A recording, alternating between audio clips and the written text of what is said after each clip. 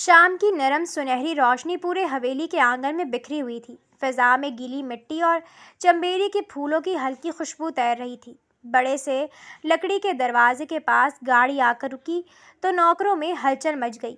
3 سال بعد مخدوم شاہ واپس لوٹا تھا، ویسا ہی رعبدار، سنجیدہ اور وجیح، مگر اب اس کی شخصیت میں بیرون ملک کی زندگی کا الگ ٹھہراؤ بھی شامل ہو چکا تھا۔ سیاہ کوٹ ایک بازو پر ڈالے وہ دھیرے قدموں سے اندر داخل ہوا۔ ابھی اس کی نظریں حویلی کے در و دیوار کو پہچاننے کی کوشش ہی کر رہی تھیں کہ اچانک آنگن سے آتی ہلکی ہنسی اور رسی کے زمین سے ٹکرانے کی آواز نے اس کی توجہ اپنی طرف کھینچ لی۔ ٹھک ٹھک ٹھک، وہ بے اختیار اس سمت بڑھ گیا۔ آنگن کے عین درمیان ایک لڑکی پوری مہارت اور پھرتی سے رسی کود رہی تھی۔ ہلکے آسمانی رنگ کا لباس ہوا میں لہرا رہا تھا۔ لمبے سیاہ بال کبھی اس کے کندھوں پر بکھرتے تو کبھی ہوا کے ساتھ پیچھے لہرا جاتے۔ چہرے پر بے فکری اور معصوم شرارت سجی ہوئی تھی۔ مخدوم شاہ کی نگاہ جیسے وہیں ٹھہر گئی۔ وہ لمحہ بھر کو سب کچھ بھول گیا۔ 3 سال کی تھکن، سفر، بیرون ملک کی مصروفیات، سب دھندلا گیا تھا۔ صرف وہ لڑکی واضح تھی۔ رسی گھوم رہی تھی اور اس کے ساتھ اس کی ہنسی بھی فضا میں بکھر رہی تھی۔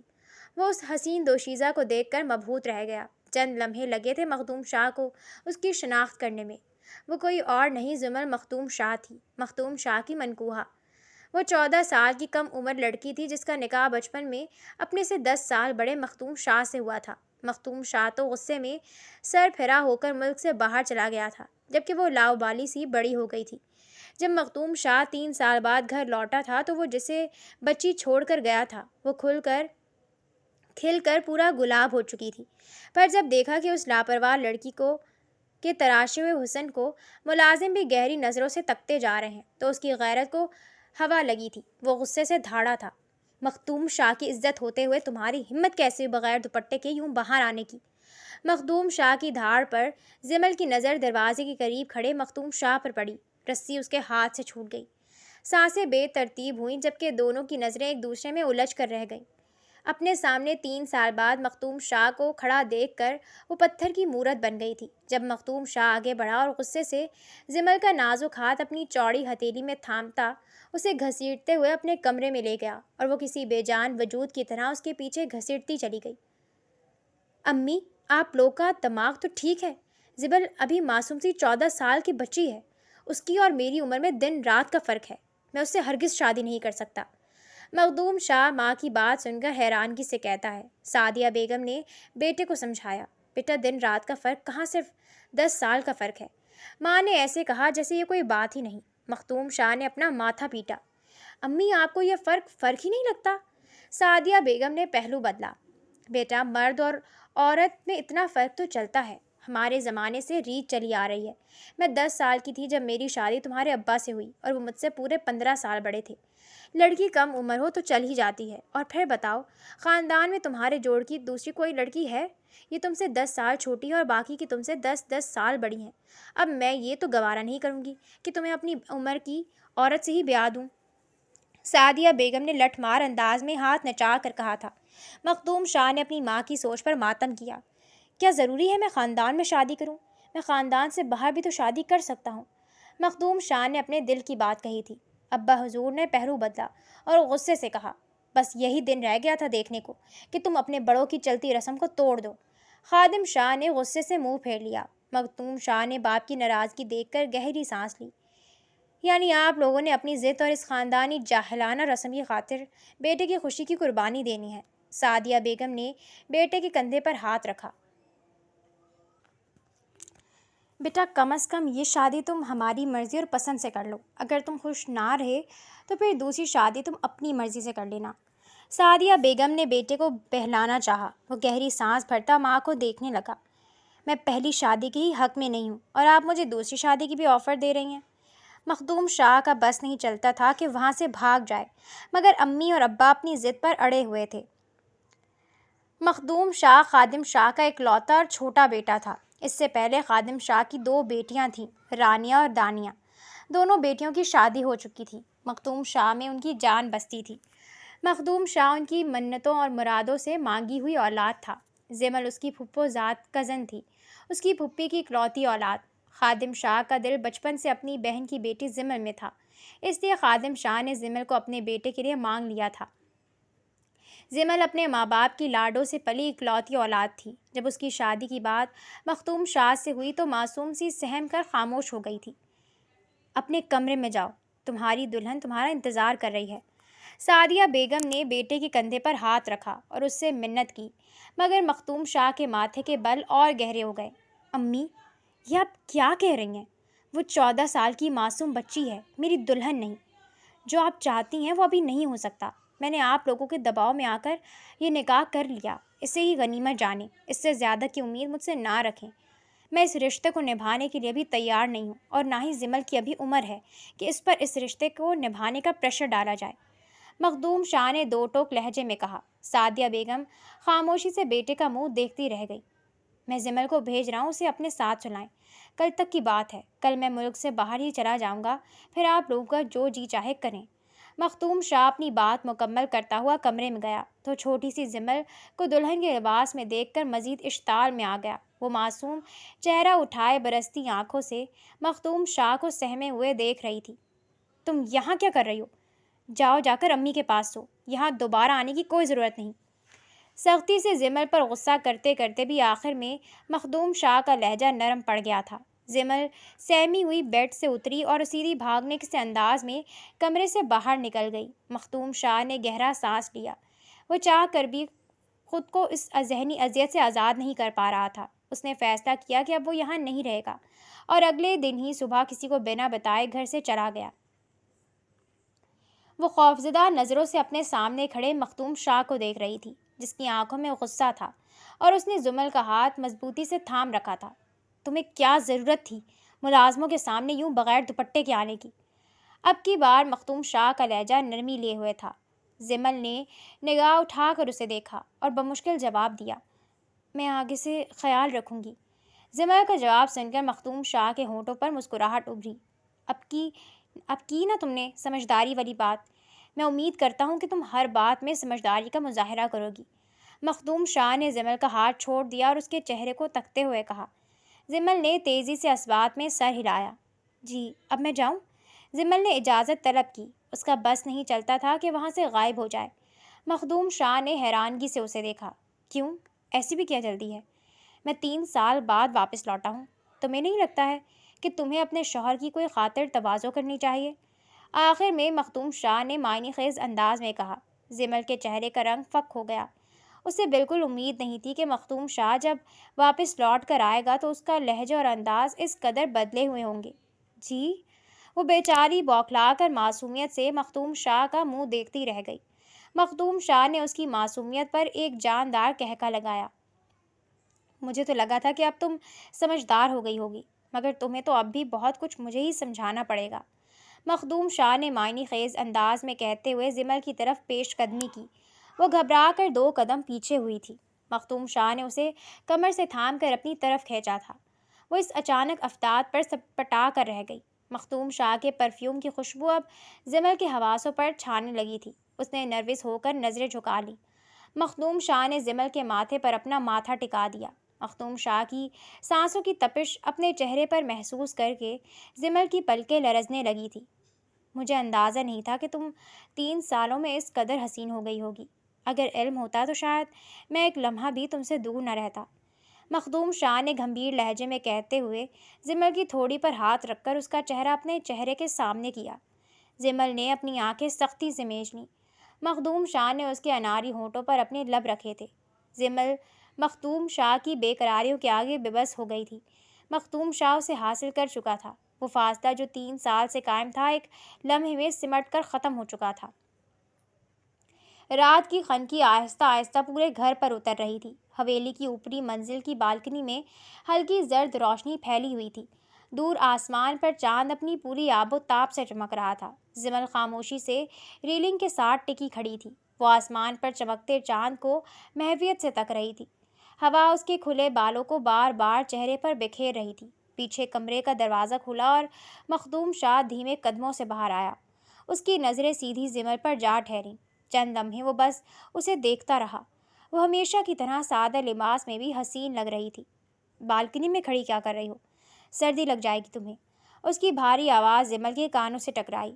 جمل نے پلٹ کر اسے دیکھا اور ہلکا سا مسکرائی۔ اتنی بھی سردی نہیں ہے، مجھے کھڑا رہنے دیں، یہاں تازہ ہوا ہے۔ جمل نے ذرا سی ضد کی تھی۔ مخدوم شاہ اس کے اور قریب آ کر کھڑا ہو گیا۔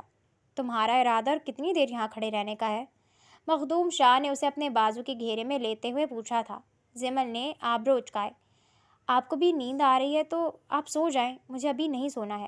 مجھے یہ موسم اچھا لگ رہا ہے، میں ان کھلی ہواؤں کو اپنے اندر تک اتارنا چاہتی ہوں۔ جمل نے لاپرواہی سے کہا۔ اس نے چند لمحے خاموش رہ کر اسے دیکھا، پھر دھیرے سے بولا، میں تمہارے بنا کیسے سو سکتا ہوں؟ مجھے ایسے تو نیند نہیں آئے گی۔ مخدوم شاہ نے معنی خیز نظروں سے جمل کو دیکھا۔ اس ایک جملے پر جمل کی پلکیں جھک گئیں، دل جیسے بے اختیار دھڑکا تھا۔ مخدوم شاہ بہت کم اپنے جذبات لفظوں میں بیان کرتا تھا، مگر جب بھی کرتا اس کے الفاظ سیدھے دل میں اترتے تھے، اور اب جب وہ لوٹ کر واپس آیا تھا تو یکسر بدلا ہوا تھا۔ ہوا کا ایک جھونکا آیا تو جمل نے اپنے بازو سمیٹے۔ مخدوم شاہ نے فوراً اپنی شال اتار کر اس کے کندھوں پر رکھ دی۔ جمل نے چونک کر اسے دیکھا۔ آپ کو سردی لگے گی نا؟ آپ اپنی شال لے لیں۔ جمل کی بات سن کر مخدوم شاہ مسکرایا۔ مجھے نہیں لگتی، اس نے ہلکے سے کہا، پھر اس کے بکھرے بال کان کے پیچھے کرتے ہوئے بولا، تم بس اپنا خیال رکھا کرو، کیا تمہارا اور کیا میرا اب سب ایک ہی ہے، دل بھی اور دھڑکن بھی، سانس بھی۔ اور مخدوم شاہ نے ذرا سا جمل کی طرف جھکتے ہوئے خمار لہجے میں کہا۔ جمل اس کی آنکھوں میں دیکھتی رہ گئی۔ ان آنکھوں میں عجیب سی شدت تھی، حفاظت بھی، محبت بھی۔ جمل کو سمجھ نہ آیا کہ کیا کہے۔ آپ اتنا اچھا کیوں بولتے ہیں کبھی کبھی؟ مخدوم شاہ ہلکا سا مسکرایا۔ کبھی کبھی؟ اس نے جمل کی نقل اتاری۔ جمل نے ہنستے ہوئے وضاحت کی، ہاں، کیونکہ باقی وقت تو آپ بہت روب اور غصے میں رہتے ہیں۔ بچپن سے میں نے آپ کو ایسا ہی دیکھا، مجھے آپ سے ڈر بھی لگتا تھا، مگر اب آپ بدل گئے ہیں۔ اس کی بات پر وہ دھیرے سے ہنسا۔ جمل حیرت سے اسے دیکھنے لگی۔ آپ ہنستے ہوئے بہت اچھے لگتے ہیں۔ جمل کے منہ سے بے اختیار نکلا۔ اور تم؟ وہ ذرا سا جھکا، اس کی آنکھوں میں دیکھتے ہوئے بولا، تم ہر حال میں اچھی لگتی ہو، بہت اچھی۔ ایسا لگتا ہے کہ جیسے چاند میری مٹھی میں سما گیا ہے۔ تمہارا حسن میرے ہوش خطا کر دیتا ہے۔ تمہاری یہ گھٹاؤں سی زلفیں مجھے اپنی طرف کھینچتی ہیں۔ تمہارے ہونٹوں کی یہ لالی چومنے کا دل چاہتا ہے۔ تمہاری ان جھیل سی آنکھوں کی گہرائی میں اتر جانے کا جی چاہتا ہے۔ ساری دنیا کو بھول کر تمہاری باہوں میں سو جاؤں، ایسا دل چاہتا ہے۔ مخدوم شاہ کا محبت میں ڈوبا لہجہ جمل کے حواسوں پر چھانے لگا تھا۔ جمل کے گال سرخ پڑ گئے۔ اس نے نظریں چرا لی، مگر مخدوم شاہ نے اس کی تھوڑی انگلیوں سے اٹھا کر دوبارہ اپنی طرف متوجہ کیا۔ مجھ سے نظریں چرانا بند کرو جمل۔ جمل نے چونک کر اسے دیکھا۔ کیوں؟ جمل کے سوال پر مخدوم شاہ نے اس کے چہرے کو اپنے ہاتھوں کے پیالے میں بھر لیا تھا۔ کیونکہ پھر دل کرتا ہے ہمیشہ ایسے ہی دیکھتا رہوں تمہیں دیکھ کر بھی یہ جی تم سے نہیں بھرتا۔ مجھے لگتا ہے کہ میں غالب کے عشق کی طرح تمہارے عشق میں نکما ہو جاؤں گا۔ مخدوم شاہ کی بات سن کر جمل بے اختیار ہنس پڑی۔ اس کی ہنسی رات کی خاموش فضا میں کسی خوبصورت دھن کی طرح بکھر گئی۔ مخدوم شاہ چند لمحے بس اسے دیکھتا رہا، جیسے دنیا کی ساری رونق اس ایک چہرے میں سمٹ آئی ہو۔ پھر اس نے آہستگی سے اس کا ہاتھ تھاما اور اپنے قریب کر لیا۔ اوپر چاند خاموشی سے چمک رہا تھا، اور نیچے دو دل ایک دوسرے کی قربت میں سکون ڈھونڈ چکے تھے۔ صبح کی نرم سنہری روشنی کمرے کی سفید پردوں سے چھن کر اندر پھیل رہی تھی۔ باہر لان میں پرندوں کی چہچہاہٹ ایک خوشگوار سی فضا میں شامل ہو رہی تھی۔ رات خوب بارش ہوئی تھی۔ رات کی بارش کے بعد موسم حد درجہ حسین ہو گیا تھا۔ مٹی کی مہک اب بھی ہوا میں بسی ہوئی تھی۔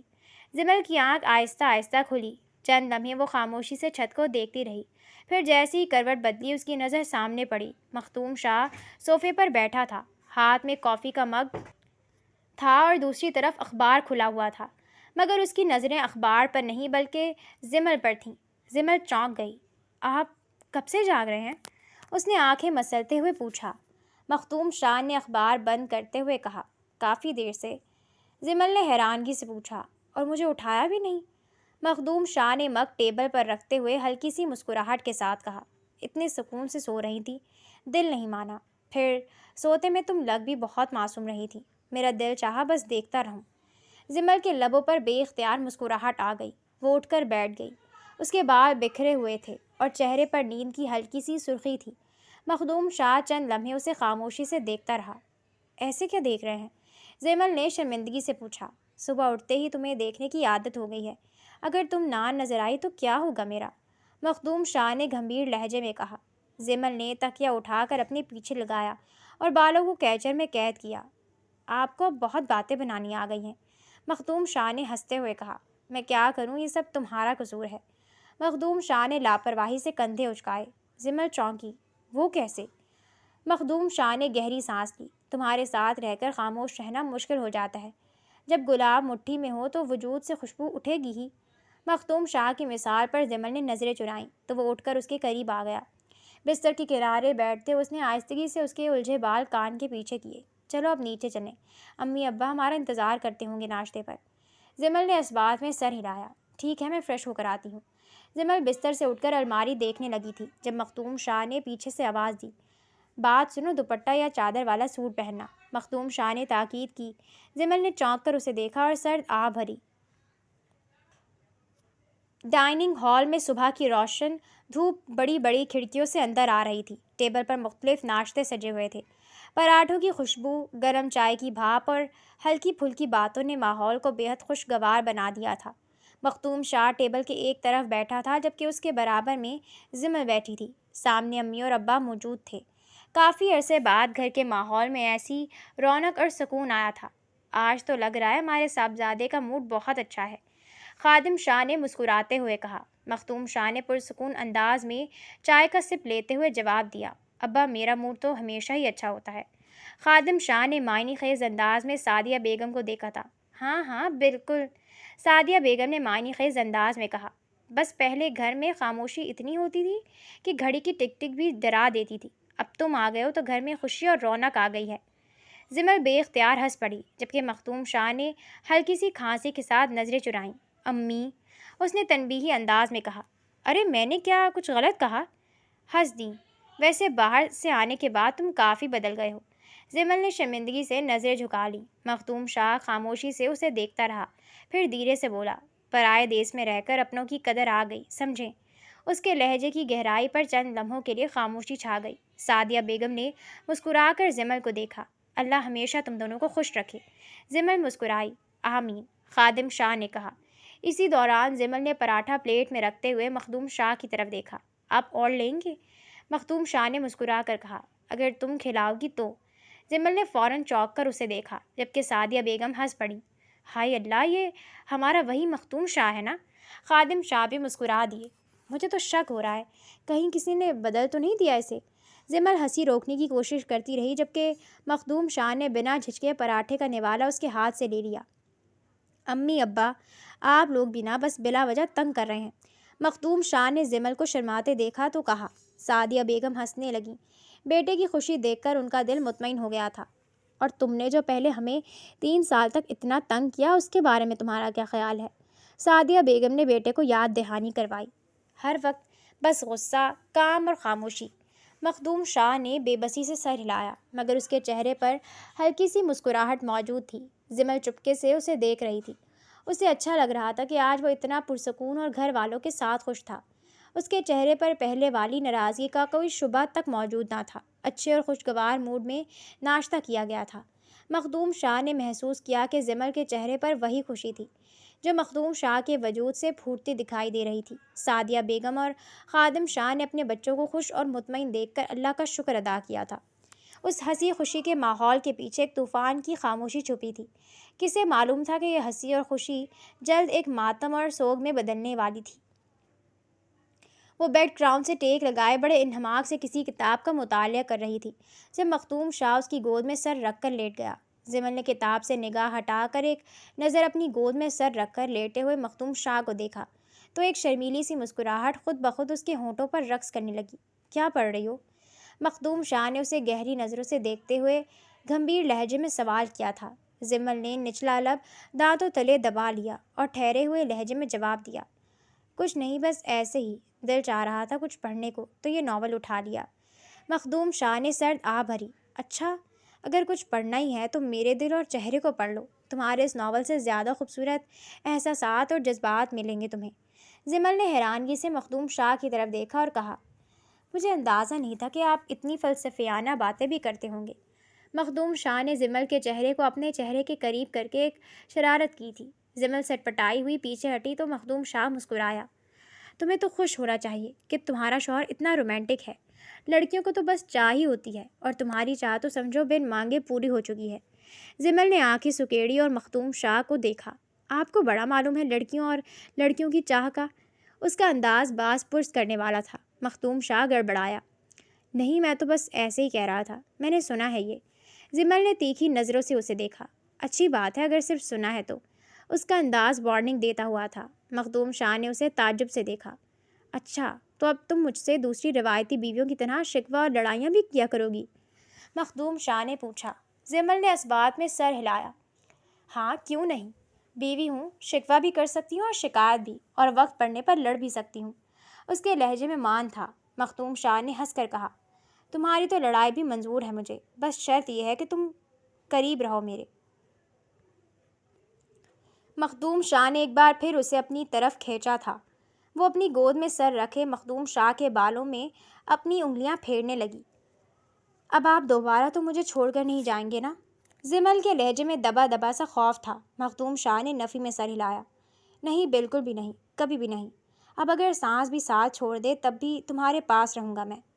زمل نے تڑپ کر مخدوم شاہ کو دیکھا۔ یہ کیسی فضول باتیں کر رہے ہیں آپ، اللہ نہ کرے۔ مخدوم شاہ اپنی معصوم سی بیوی کو محبت پاش نظروں سے دیکھنے لگا، اور وہ مخدوم شاہ کی نظروں کی تاب نہ لاتے ہوئے اس کے ماتھے پر اپنا سر ٹکا چکی تھی۔ مخدوم شاہ گہری نیند سو رہا تھا جب اس کا سیل فون بجا۔ وہ نیند کے خمار میں ڈوبی آنکھوں سے سیل فون کی اسکرین کو گھور رہا تھا۔ اسکرین پر جگمگاتے نمبر کو دیکھ کر مخدوم شاہ کی آنکھیں پھٹی کی پھٹی رہ گئیں، اور اس کی ساری نیند اڑن چھو ہو گئی۔ اس نے چور نظروں سے اپنے برابر میں سوئی ہوئی زمل کو دیکھا تھا، جو نیند کی وادی میں ڈوبی ہوئی تھی۔ مخدوم شاہ احتیاط سے کمبل ہٹاتا بیڈ سے اترا اور کمرے کی بالکنی میں چلا گیا۔ مسلسل بجتے فون کو اس نے گھور کر دیکھا اور کان سے لگایا۔ ہیلو، مجھے فون کیوں کیا تم نے؟ میں نے تمہیں منع کیا تھا کہ مجھ سے کوئی رابطہ کرنے کی کوشش نہ کرنا۔ مخدوم شاہ نے دھیمی آواز میں مگر غصے سے کہا تھا۔ دوسری طرف سے فوراً دو ٹوک جواب دیا گیا تھا۔ ایسے کیسے رابطہ نہ کرتی؟ تم تو وہاں جا کر مجھے بھول ہی گئے ہو۔ دیکھ لو، میں تو تمہیں نہیں بھولتی۔ وہ احسان جتاتی مخدوم شاہ کو مزید اشتعال دلا گئی تھی۔ بہت مہربانی تمہاری، مگر جب میں تمہیں سمجھا کر آیا تھا کہ مجھ سے کوئی رابطہ واسطہ نہیں رکھو گی، تو تمہاری ہمت کیسے ہوئی مجھے کال کرنے کی؟ مخدوم شاہ نے دبے غصے سے کہا تھا۔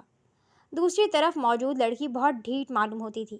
کھلکھلا کر ہنستی ہوئی وہ مخدوم شاہ کو طیش دلا رہی تھی، بالکل ویسے ہی جیسے میری ہمت پاکستان آنے کی ہو گئی ہے۔ اس کا اگلا کیے جانے والا انکشاف مخدوم شاہ کے سر پر دھماکہ کر گیا تھا۔ کیا بکواس کر رہی ہو؟ اب کی بار کوشش کرنے کے باوجود مخدوم شاہ کی آواز تیز ہو گئی تھی۔ وہ دو بدو جواب دیتی ہے، وہی بکواس جو تم سن رہے ہو۔ اور یہی نہیں ڈیئر، میں کل صبح تمہارے گھر آ کر تم سے مل رہی ہوں۔ اب تم اتنے دن میرے بنا رہ لیے، میں تو تمہارے بنا ایک پل نہیں رہ سکتی۔ بس سمجھ لو تڑپ تڑپ کر ایک ایک وقت گزار رہی ہوں۔ اس نے اپنے لہجے میں شدت پیدا کرنے کی کوشش کی تھی، مگر مخدوم شاہ کا پارا ہائی ہو گیا تھا۔ تم ایسی کوئی حرکت نہیں کرو گی۔ اگر تم یہاں آئی تو یاد رکھنا مجھ سے برا کوئی نہیں ہوگا۔ مخدوم شاہ نے اسے سختی سے تنبیہ کی تھی، مگر اس پر کسی بات کا کوئی اثر نہیں ہوا تھا۔ تم سے اچھا اور برا میرے لیے کوئی دوسرا ہے ہی نہیں ڈیئر۔ اس نے سرد آ بھری اور اپنی بات کہہ کر فون بند کر دیا۔ مخدوم شاہ غصے سے فون کی اسکرین کو گھورتا رہ گیا۔ کس سے بات کر رہے ہیں؟ اپنے پیچھے سے آتی زمل کی آواز سن کر مخدوم شاہ چونک کر پلٹا تھا۔ اس کے ماتھے پر پسینے کی چند بوندیں چمک رہی تھیں، اور آنکھوں میں خود خوف واضح دکھائی دے رہا تھا۔ کہیں اس نے میری ساری باتیں تو نہیں سن لی؟ مخدوم شاہ نے دل میں خود کلامی کی تھی۔ زمل آگے بڑھی اور ہاتھ بڑھا کر مخدوم شاہ کے ماتھے پر آئے پسینے کو اپنے دوپٹے سے صاف کیا۔ آپ کی طبیعت تو ٹھیک ہے، اتنی سردی میں اتنا پسینہ؟ وہ فکر مندی سے مخدوم شاہ کو دیکھ رہی تھی۔ مخدوم شاہ نے گہرا سانس لیا اور اپنے تاثرات کو نارمل کیا۔ کچھ نہیں، بس تھوڑا سا بی پی لو ہو گیا تھا، اس نے بہانہ بنایا۔ زمل نے مخدوم شاہ کا ہاتھ تھاما۔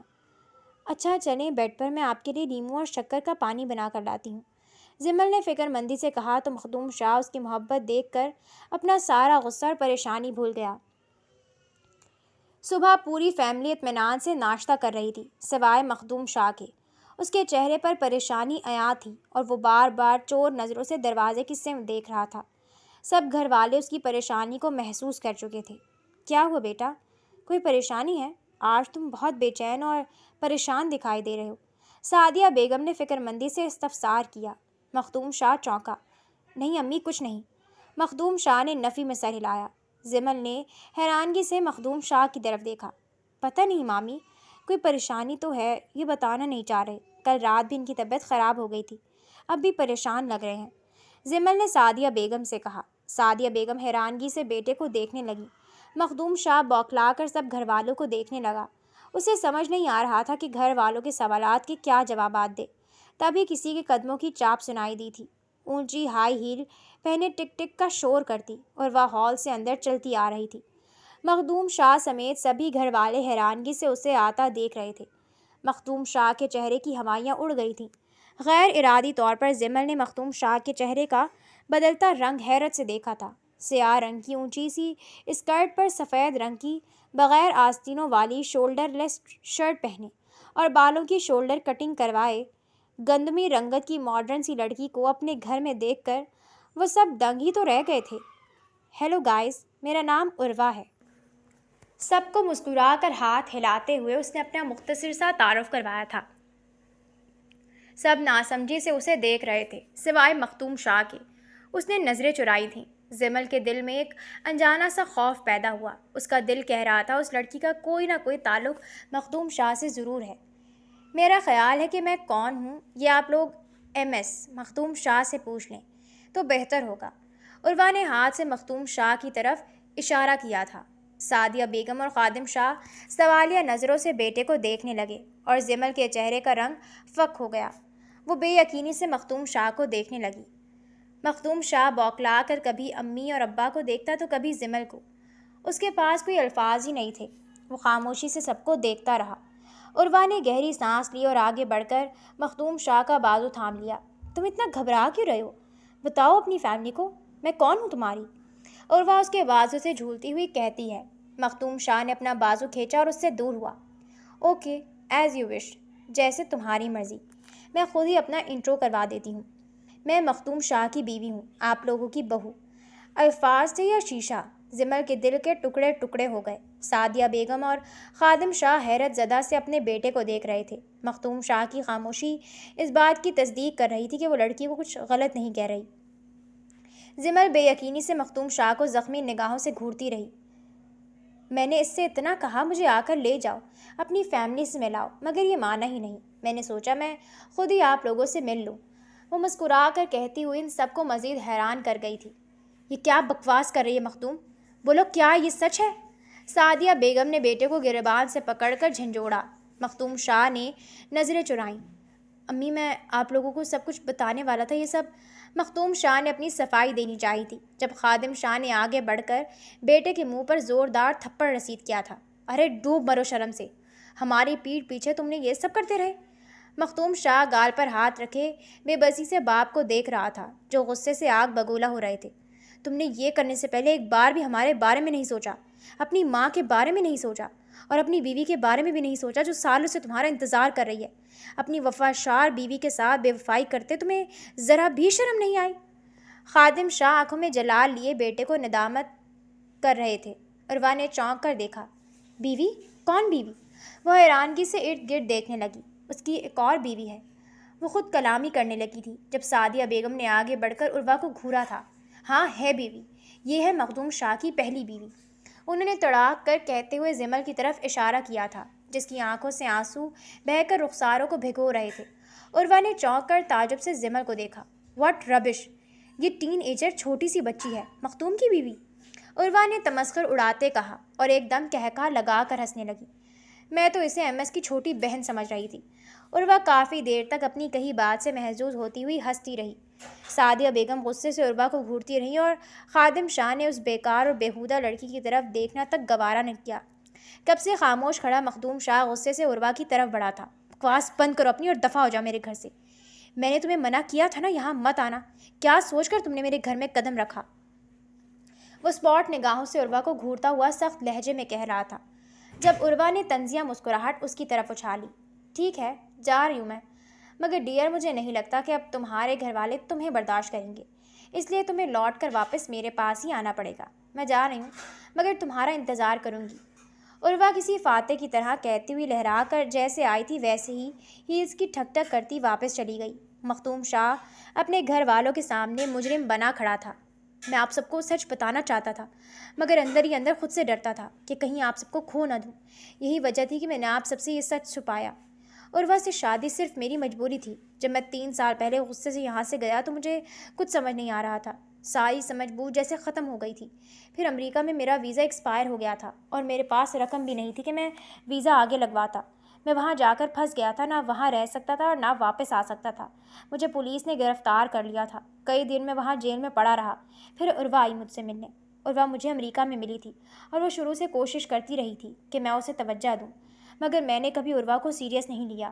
میرے نزدیک وہ دوستی کے قابل تھی، بس میں اس کے ساتھ کوئی تعلق قائم نہیں کرنا چاہتا تھا۔ مگر جب میں جیل میں تھا اور عروہ مجھ سے ملنے آئی تو اس نے مجھ سے شادی کی پیشکش کی۔ یہ صرف ایک کانٹریکٹ میرج تھی جس کے ذریعے مجھے امریکہ کی نیشنلٹی ملتی اور میں وہاں سکون سے رہ سکتا تھا۔ مجھے اس وقت کوئی دوسرا راستہ دکھائی نہیں دے رہا تھا۔ میں یہاں سے غصے میں گیا تھا، اس لیے اپنی ضد اور انا کی وجہ سے آپ لوگوں سے بھی مدد نہیں مانگ سکا۔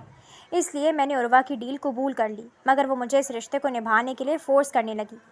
میں شاید یہ رشتہ نبھا بھی لیتا، مگر اس کا کردار ایسا تھا کہ میں بحیثیت شوہر اسے قبول نہیں کر سکتا تھا۔ 3 سال تک میں مجبوری اور بے بسی کے تحت امریکہ رہا ہوں، اور پھر مجھے جیسے ہی لگا کہ میں اس قید سے آزادی حاصل کر سکتا ہوں، میں آپ کے پاس لوٹ آیا، اپنے ملک اور اپنے رشتوں کے بیچ، جنہیں پچھلے 3 سالوں میں نے ہر دن ہر وقت بے تحاشا یاد کیا ہے۔ یہ آپ لوگوں کی یاد اور محبت ہی تھی کہ میں اس سونے کے پنجرے کو توڑ کر آپ لوگوں کے پاس واپس لوٹ آیا، ورنہ مجھے تو سب کچھ ناممکن لگتا تھا۔ ڈرتا تھا کہ کہیں آپ لوگوں سے نہ مل سکا تو۔ آخر میں مختوم شاہ کا لہجہ بھیگا ہوا تھا۔ زمل نے سر اٹھا کر مختوم شاہ کو دیکھا تھا، جس کے لہجے میں درد چھپا تھا۔ خادم شاہ اور سعدیہ بیگم نے بیٹے کی رداعت سنی اور گہرا سانس لیا۔ ہم تمہارے ماں باپ ہیں، ہمارا دل تو تمہارے لیے نرم ہوتا ہی ہے۔ ہم تو تمہیں تمہارے گناہوں کے ساتھ بھی قبول کر لیں گے، کیونکہ ماں باپ کا دل موم کا ہوتا ہے، اولاد کی ذرا سی تکلیف پر تڑپ جانے والا اور اولاد کی ذرا سی معافی پر پگھل جانے والا۔ سعدیہ بیگم نے بیٹے کے کندھے پر ہاتھ رکھا تھا اور نرمی سے کہا، لیکن ہم تمہارے ماں باپ ہونے کے ساتھ ساتھ زمل کے بھی ماں باپ ہیں۔ ہم نے اسے بہو بنا کر نہیں، بیٹی بنا کر پالا ہے۔ ہم تمہارے لیے اپنا دل نرم کر کے اس کے ساتھ کوئی زیادتی نہیں کر سکتے۔ تمہیں معاف کرنا ہے یا سزا دینی ہے، یہ فیصلہ زمل کے اختیار میں دیتے ہیں ہم۔ اگر وہ تمہیں اس سب کے باوجود بھی قبول کر لیتی ہے تو ہمارے گھر کے دروازے تم پر کھلے رہیں گے، اور اگر نہیں تو ہمیں بھی معاف کر دو، ہم بھی تمہیں قبول نہیں کریں گے اور ہمیشہ کے لیے تم پر اپنے گھر کے دروازے بند کر دیں گے۔ سعدیہ بیگم کی بات سن کر زمل نے بہتے آنسوؤں کے ساتھ سعدیہ بیگم کو دیکھا تھا۔ وہ تڑپ کر سعدیہ بیگم کے سینے سے لگ گئی۔ سعدیہ بیگم اس کے بالوں کو سہلانے لگی۔ اب تم پر کوئی زور زبردستی فیصلہ مسلط نہیں ہوگا، تمہارے ساتھ کوئی زیادتی نہیں کی جائے گی، تم جو فیصلہ کرو گی ہمیں منظور ہوگا۔ وہ زمل کا سر تھپک کر اندر چلی گئی اور خادم شاہ نے بھی زمل کے سر پر شفقت بھرا ہاتھ رکھا اور اندر چلے گئے۔ اب فیصلہ زمل کے ہاتھ میں تھا۔ مختوم شاہ زمل کا مجرم تھا اور سزا دینے کی مستحق بھی وہی تھی۔ مخدوم شاہ نے زمل کا ہاتھ تھاما۔ مجھے معاف کر دو زمل، میں نے جو کچھ بھی کیا وہ سب جان بوجھ کر نہیں کیا، اس کے سوا میرے پاس کوئی دوسرا چارہ نہیں تھا۔ مخدوم شاہ نادم کھڑا اپنے کیے کی معافی مانگ رہا تھا۔ زمل کے آنسو خشک ہو گئے تھے اور وجود پتھرا گیا تھا۔ وہ ویران آنکھوں سے مختوم شاہ کو دیکھنے لگی۔ اس نے ایک جھٹکے سے اپنا ہاتھ چھڑایا۔ آپ نے جو بھی کیا صرف اپنے مفاد اور غرض کے لیے۔ آپ کو مجھ سے پہلے کوئی ہمدردی نہیں تھی، آپ ہماری شادی سے خوش ہی نہیں تھے۔ میں اچھے سے جانتی ہوں، آپ جب واپس لوٹ آئے تو آپ کو پہلے ہی مجھے ساری سچائی بتا دینی چاہیے تھی۔ آپ نے ہمارے رشتے کی بنیاد ہی جھوٹ پر قائم کی، اور جھوٹ کی بنیاد پر بنائے گئے رشتے زیادہ دن نہیں چلتے۔ زمل نے خفت سے کہا۔ مختوم شاہ نے آگے بڑھ کر اسے کندھوں سے تھام کر اپنی طرف کھینچا۔ میں بتانا چاہتا تھا، مگر میں تمہیں کھونے سے ڈرتا تھا۔ ابھی تو مجھے اپنی قسمت پر یقین بھی نہیں آیا تھا کہ تم مجھے مل گئی ہو۔ ابھی ہی تمہیں کیسے خود سے دور جانے دیتا۔ اس کے لہجے میں سچائی تھی، بے بسی تھی۔ زمل نے مخدوم شاہ کے ہاتھ جھٹک دیے۔ میرا دل تو نہیں چاہتا آپ کو معاف کرنے کا، اور نہ ہی میں خود میں اتنا ضعف محسوس کرتی ہوں کہ آپ کو دل بڑا کر کے معاف کروں، مگر میں ماموں اور مامی کو آپ کے لیے تڑپتا ہوا نہیں دیکھ سکتی۔ میں نہیں چاہتی کہ میری وجہ سے ایک ماں باپ اپنی اولاد سے دور رہ جائیں۔ میں نے آپ کو ان کی خاطر معاف کیا، وہ چلا کر کہتے ہوئے آخر میں ہار کر نڈھال سی چکرا کر بے ہوش ہو گئی تھی۔ مختوم شاہ نے آگے بڑھ کر اسے اپنے بازوں میں اٹھایا تھا۔